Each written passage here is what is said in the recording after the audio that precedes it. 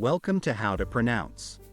In today's video, we'll be focusing on a new word that you might find challenging or intriguing. So without further ado, let's dive into today's word, Tlacoyo. which means a Mexican dish made of a thick corn tortilla filled with various ingredients such as beans, cheese, or meat. Let's say it all together. Tlacoyo. One more time. Tlacoyo. Now let's split the word into syllables and then pronounce each syllable one by one. Tlacoyo. Thank you for joining us on this adventure in pronunciation. Remember, language is a journey, not a destination.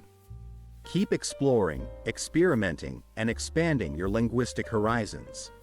We'll see you next time.